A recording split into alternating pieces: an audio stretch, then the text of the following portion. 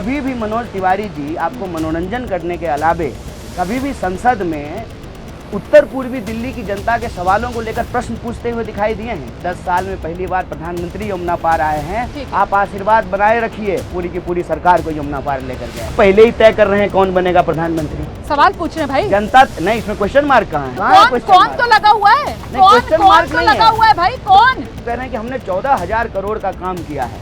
बहुत बढ़िया बात, नेकी और पूछ तो आप मुझे 14 पत्थर दिखा दीजिए जिसपे लिखा हुआ हो inaugurated bye honourable member of parliament Shri Manoj Tiwari. ये सवाल उनसे पूछिएगा। बिल्कुल, ये आरोप है जो आरोप नहीं है, आरोप नहीं है, सच्चाई है। आरोप नहीं है, सच्चाई है। चेक कर लीजिए, अगर मैं झूठ बोल रहा हूँ मुझे झूठा कहिए। राजधानी दिल्ली की जो 7 लोकसभा सीटें हैं उन्हीं में से एक दिल्ली की नॉर्थ ईस्ट सीट है, जहां पर इस बार मुकाबला बेहद दिलचस्प हो चला है, क्योंकि आमने सामने दो ऐसे चेहरे जो बेहद चर्चित चेहरे हैं। एक तरफ तो देखिए भोजपुरी अभिनेता, लोकप्रिय स्टार मनोज तिवारी हैं, और ये जो नॉर्थ ईस्ट दिल्ली की सीट है इससे 2 बार वो सांसद बन चुके हैं, मतलब राजनीति में अपना सिक्का जमा चुके हैं। एक बार फिर से बीजेपी ने उन्हीं पर दाव लगाया और उनके सामने जो चेहरा है वो कांग्रेस या यूं कहें इंडिया गठबंधन की तरफ से इस बार उन कन्हैया कुमार का है जो जेएनयू, टुकड़े टुकड़े गैंग, इन्हीं सब मामलों पर यहां नॉर्थ ईस्ट दिल्ली की सीट से मनोज तिवारी को जोरदार चैलेंज देने वाले कन्हैया कुमार एबीपी न्यूज पर। बहुत शुक्रिया एबीपी न्यूज के लिए वक्त निकालने के लिए। मेरा पहला सवाल आपसे ये है, ये बिहारी वर्सेस बिहारी की लड़ाई, कौन बिहारी किस पर पड़ने वाला है भारी इस बार भाई? नहीं, ये बिहारी वर्सेस बिहारी की लड़ाई नहीं है। हाँ। ये अन्याय और न्याय की लड़ाई है। 10 साल से इस देश में जो अन्याय हो रहा है उसके खिलाफ हम लोग न्याय की पुनर्स्थापना चाहते हैं। जिस तरह से इस देश में लोकतंत्र की हत्या की गई, जैसे एमपी जो बीजेपी के हैं, बीजेपी सांसद के बेटे ने ईवीएम हाथ में लेकर के कहा कि ईवीएम मेरे बाप का है, और आपने सुना होगा टीवी पे कभी यही भाषा संबित पात्रा बोलते थे कि मोदी जी देश के बाप हैं। आजकल कह रहे हैं कि भगवान जगन्नाथ जो है वो मोदी जी के भक्त हैं। तो नहीं, हाँ। ये उनकी सोच है। ठीक है। वो कई बार जो है भाजपा के नेता जो है मोदी जी को विष्णु जी का अवतार भी बताते हैं।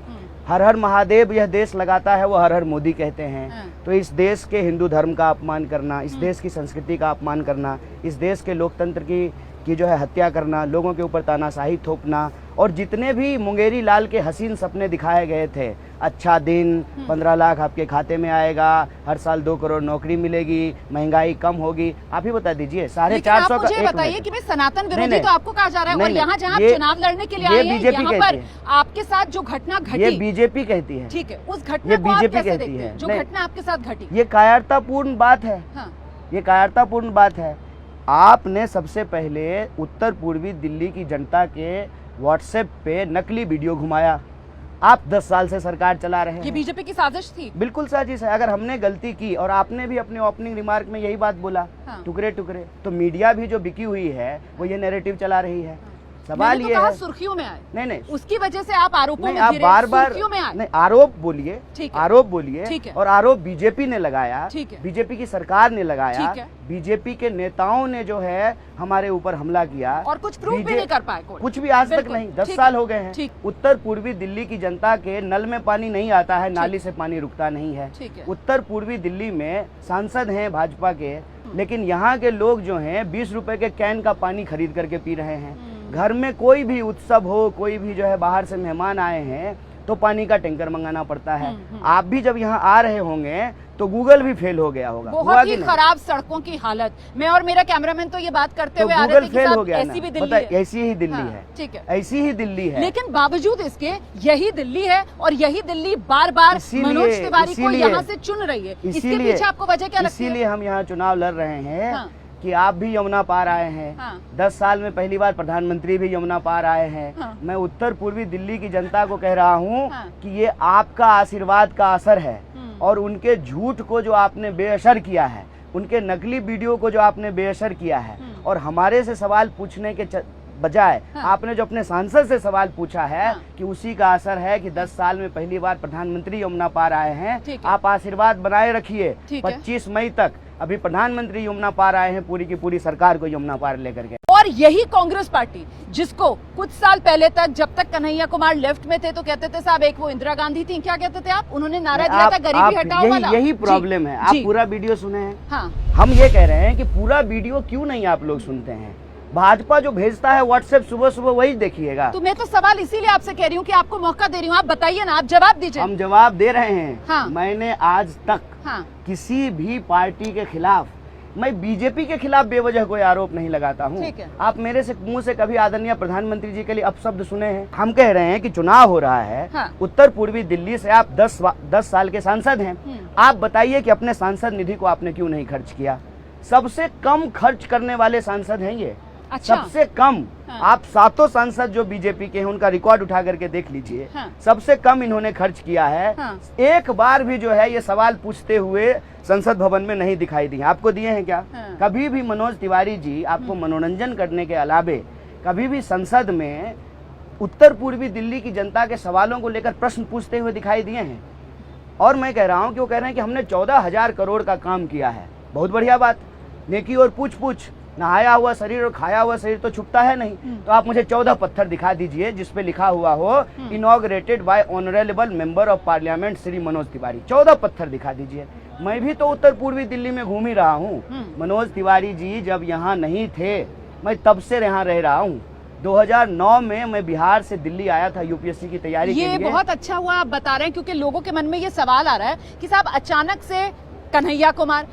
मनोज तिवारी जी ने कहा कि बाहर से आए हैं, तो मतलब हम बाहर से आए हैं और वो यहीं के हैं। और फिर कहते हैं कि वो बिहारी हैं, तो मतलब वो बिहारी हैं तो वो बाहरी नहीं है, लेकिन हम बिहारी हैं तो बाहरी हैं। लेकिन एक बात बताइए मुझे, ये जो वैचारिक बदलाव आपने किया, मतलब 2019 तक आप लेफ्ट मैंने कोई वैचारिक बदलाव नहीं किया है। लेफ्ट में थे ना, लेफ्ट की विचारधारा वाले थे। हाँ? अब कांग्रेसी विचारधारा वाले हो गए, तो ये सत्ता के मोह में कॉन्ट्राडिक्शन कहाँ है? अच्छा, लेकिन फिर भी दो अलग अलग पार्टीज हैं। हाँ, अलग अलग विचार, थोड़ा बहुत फर्क है, इसी वजह से दो अलग अलग एंटिटीज हैं। ठीक है। हाँ। लेकिन उसमें कॉन्ट्राडिक्शन कहाँ है, मुझे ये बताइए। लेकिन एक फर्क तो है ना, इसी वजह से दोनों अलग अलग हैं। नहीं, इसी वजह से आमने सामने चुनाव लड़ रहे हैं केरला में। मैं जिस लेफ्ट पार्टी से आता हूँ वो पार्टी जो है पहले से कांग्रेस के साथ अलायंस में रही है। ठीक है। आपकी जानकारी के लिए बता दूं, उस पार्टी के गृह मंत्री रहे हैं इंद्रजीत गुप्ता जी। कांग्रेस पार्टी के समर्थन मैं चाह रही हूँ कि ये सत्ता के लालच में अच्छा, ये इससे पहले आप एक मिनट इसको तुरंत क्लियर कर देते हैं। ठीक है। आपकी पहली नौकरी एबीपी न्यूज नहीं है? कौन सी है? मेरी पहली नौकरी, मैंने तो अलग अलग चैनल्स में काम किया, पहले जी में थे। तो आपने विचार बदल लिया एबीपी न्यूज आकर? मैं तो नौकरी करती हूँ ना, मैं प्रोफेशनल हूँ। आप तो मैं प्रोफेशनल नहीं हूँ। आप नौकरी कर रहे हैं, राजनीति नौकरी है। मैं प्रोफेशनल नहीं हूँ। राजनीति पॉलिटिक्स दुनिया का सबसे सीरियस प्रोफेशन है। हाँ। और आपको पता है ये भगत सिंह का कोट में बोल रहा हूँ। आप प्रोफेशनल हमारा काम है, हम प्रोफेशनल हैं बिल्कुल, और हम अपने करियर ग्रोथ के हिसाब से आगे बढ़ते हैं। हम भी प्रोफेशनल, अपॉर्चुनिटीज जो मिलती हैं हम उसको ग्रास्प करते हैं। हम भी प्रोफेशनल। तो आप भी अपॉर्चुनिटीज ग्रास्प कर रहे हैं, यही तो मेरा सवाल था। प्रोफेशनल है, प्रोफेशनल है, और अपॉर्चुनिटी जहाँ पर है वहीं पर आ रहे हैं ना। भगत सिंह ने कहा है कि उनको प्रोफेशनल रेवोल्यूशनरीज की जरूरत है। तो आपकी राय में भगत सिंह गलत है? बोलिए भगत सिंह गलत है? बोलिए ना गलत है। मुझसे इतना जोर क्यों है कि मैं जोर नहीं। हाँ में हाँ में अरे भाई आप वही भाषा बोल रहे हैं जो बीजेपी बोलती है, इसीलिए हम आपसे जवाब मांग रहे हैं। बीजेपी वाला मिलेगा तो मैं आपके सवाल उनके सामने बिल्कुल कभी नहीं, अभी मैं कभी नहीं। आप जो है आप मनोज तिवारी को वहाँ बुलाइए और मेरी जरूरत पड़े तो मुझे भी बुला लीजिए। ठीक है। और मैं जो सवाल पूछ रहा हूँ उसका जवाब उनसे मांगिए कि सबसे कम जो है सांसद निधि का खर्चा करने वाले सांसद हैं मनोज तिवारी, और उनका सांसद निधि का पैसा बचा हुआ है। सबसे कम डेवलपमेंट का काम किया है, मात्र 7%। ये सवाल उनसे पूछिएगा। बिल्कुल ये आरोप है जो आरोप नहीं है, आरोप नहीं है, सच्चाई है। आरोप नहीं है, सच्चाई है। चेक कर लीजिए, अगर मैं झूठ बोल रहा हूँ मुझे झूठा कहिए। चेक कर लीजिए। 10 बार के सांसद हैं। सबसे लेस डेवलप्ड एरिया है नॉर्थ ईस्ट दिल्ली।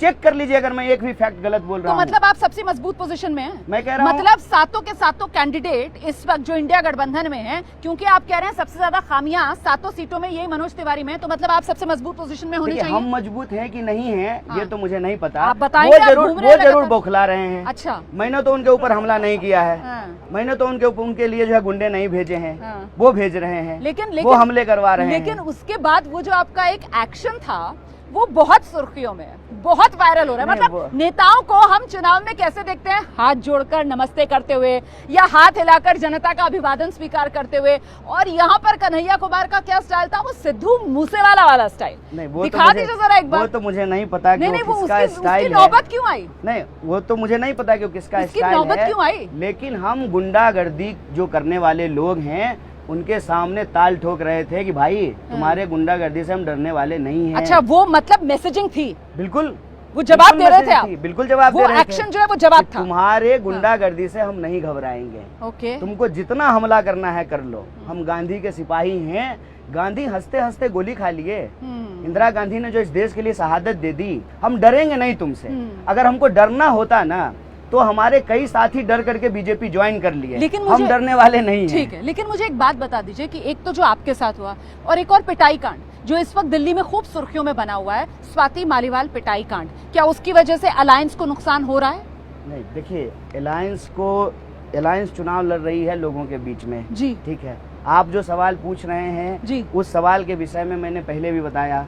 अभी जो है मैं उत्तर पूर्वी दिल्ली की जनता से मिल रहा हूँ। हाँ। मैं जो है लुटियन से और नोएडा मीडिया से बहुत दूर हूँ, ठीक है। तो मुझे जानकारी नहीं है। हाँ। इस संबंध में मैं पहले से बोल रहा हूँ, पुलिस केस हो गया है, पुलिस जांच कर रही है, इतनी बेसब्री क्या है, दूध का दूध पानी का पानी हो जाएगा। अगर किसी के साथ भी गलत हुआ ये सवाल इसलिए है क्योंकि आप गठबंधन में चुनाव लड़ रहे हैं। ये सवाल इसलिए है क्योंकि आपके जो गठबंधन के साथी हैं अरविंद केजरीवाल साहब, वो इस सवाल पर बैकफुट पर नजर आ रहे हैं, वो जवाब नहीं देते हैं। उनसे सवाल पूछा जाता है, वो माइक आगे बढ़ा देते हैं, कम से वो प्रदर्शन करने पहुंचते हैं। आम आदमी पार्टी के मंत्री और नेता तो इस पे बोल रहे हैं जी। प्रज्वल रेवन्ना पे प्रधानमंत्री ने कुछ बोला है? ठीक है। यही महिला के राजनीति तौर पर होनी मैं बस इतना कहना चाहती हूँ कि महिलाओं के सम्मान का मुद्दा मेरे दिल के बहुत करीब है, और मुझे बहुत अच्छा लग रहा है कन्हैया कुमार की ये बात सुनकर, क्योंकि हमेशा से मुझे लगता है कि महिलाओं के मुद्दे पर कम से कम राजनीति से ऊपर उठकर, जब तक ये देश सोचेगा नहीं ना, जब तक इस देश में गुड़िया के साथ अगर गलत होता है तो फिर उसके जो आरोपी हैं उनको बचाने के लिए तिरंगा यात्राएं निकलती रहेंगी, या फिर